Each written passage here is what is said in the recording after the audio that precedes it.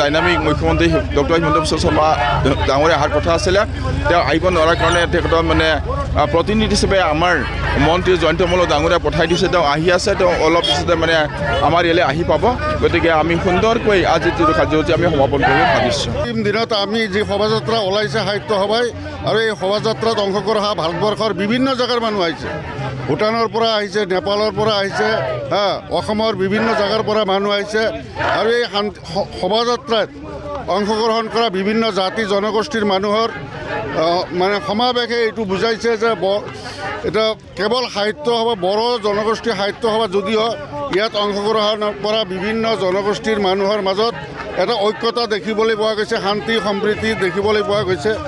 গতিকে আমি সকলোৱে মিলি যাতে আমাৰ দেশখনক আমি যাতে উন্নতিৰ পথত আগুৱাই লৈ যাব পাৰোঁ, তাৰে এটা প্ৰমাণ পোৱা গৈছে যে ইয়াত সকলো জাতি জনগোষ্ঠীৰ মাজত এটা সম্প্ৰীতি আছে, এটা সমন্বয় এটা আছে। গতিকে আমাৰ এই সমন্বয়ৰ বাৰ্তাটো গোটেই পৃথিৱীত আমি ভাৰতবৰ্ষত বিয়পাই দিব খুজিছোঁ। আৰু ইয়াৰ জৰিয়তে আমি সকলো মানুহকে শুভেচ্ছা আৰু আন্তৰিকতা জ্ঞাপন কৰিছোঁ। আমি সকলোৱে মিলি যাতে এটা শান্তি সম্প্ৰীতিৰ এটা সমাজ গঢ়ি তুলিব পাৰোঁ, এয়াই মানে সাহিত্য সভাৰ শোভাযাত্ৰাই এইটোৱে প্ৰমাণ কৰি দিছে। ডাইনামিক মুখ্যমন্ত্ৰী ডক্টৰ হিমন্ত বিশ্ব শৰ্মা ডাঙৰীয়া অহাৰ কথা আছিলে।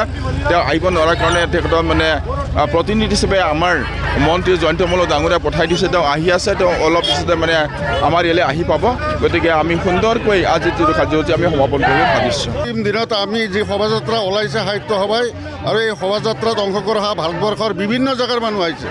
ভূটানৰ পৰা আহিছে, নেপালৰ পৰা আহিছে, অসমৰ বিভিন্ন জেগাৰ পৰা মানুহ আহিছে।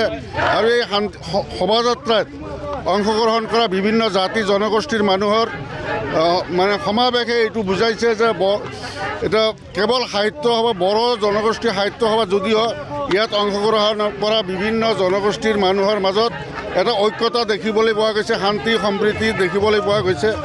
গতিকে আমি সকলোৱে মিলি যাতে আমাৰ দেশখনক আমি যাতে উন্নতিৰ পথত আগুৱাই লৈ যাব পাৰোঁ, তাৰে এটা প্ৰমাণ পোৱা গৈছে যে ইয়াত সকলো জাতি জনগোষ্ঠীৰ মাজত এটা সম্প্ৰীতি আছে, এটা সমন্বয় এটা আছে। গতিকে আমাৰ এই সমন্বয়ৰ বাৰ্তাটো গোটেই পৃথিৱীত আমি ভাৰতবৰ্ষত বিয়পাই দিব খুজিছোঁ। আৰু ইয়াৰ জৰিয়তে আমি সকলো মানুহকে শুভেচ্ছা আৰু আন্তৰিকতা জ্ঞাপন কৰিছোঁ। আমি সকলোৱে মিলি যাতে এটা শান্তি সম্প্ৰীতিৰ এটা সমাজ গঢ়ি তুলিব পাৰোঁ, এয়াই মানে সাহিত্য সভাৰ শোভাযাত্ৰাই এইটোৱে প্ৰমাণ কৰি দিছে। দিনত আমি যি শোভাযাত্ৰা ওলাইছে সাহিত্য সভাই, আৰু এই শোভাযাত্ৰাত অংশগ্ৰহণ হোৱা ভাৰতবৰ্ষৰ বিভিন্ন জেগাৰ মানুহ আহিছে। ভূটানৰ পৰা আহিছে, নেপালৰ পৰা আহিছে, অসমৰ বিভিন্ন জেগাৰ পৰা মানুহ আহিছে। আৰু এই শোভাযাত্ৰাত অংশগ্ৰহণ কৰা বিভিন্ন জাতি জনগোষ্ঠীৰ মানুহৰ মানে সমাৱেশে এইটো বুজাইছে যে এটা কেৱল সাহিত্য সভা, বড়ো জনগোষ্ঠীৰ সাহিত্য সভা যদিও ইয়াত অংশগ্ৰহণ কৰা বিভিন্ন জনগোষ্ঠীৰ মানুহৰ মাজত এটা ঐক্যতা দেখিবলৈ পোৱা গৈছে, শান্তি সম্প্ৰীতি দেখিবলৈ পোৱা গৈছে। গতিকে আমি সকলোৱে মিলি যাতে আমাৰ দেশখনক আমি যাতে উন্নতিৰ পথত আগুৱাই লৈ যাব পাৰোঁ, তাৰে এটা প্ৰমাণ পোৱা গৈছে যে ইয়াত সকলো জাতি জনগোষ্ঠীৰ মাজত এটা সম্প্ৰীতি আছে, এটা সমন্বয় এটা আছে। গতিকে আমাৰ এই সমন্বয়ৰ বাৰ্তাটো গোটেই পৃথিৱীত আমি ভাৰতবৰ্ষত বিয়পাই দিব খুজিছোঁ। আৰু ইয়াৰ জৰিয়তে আমি সকলো মানুহকে শুভেচ্ছা আৰু আন্তৰিকতা জ্ঞাপন কৰিছোঁ। আমি সকলোৱে মিলি যাতে এটা শান্তি সম্প্ৰীতিৰ এটা সমাজ গঢ়ি তুলিব পাৰোঁ, এয়াই মানে সাহিত্য সভাৰ শোভাযাত্ৰাই এইটোৱে প্ৰমাণ কৰি দিছে। যিকোনো খবৰৰ বাবে যোগাযোগ কৰক আমাৰ এই নম্বৰত 9181 307 221।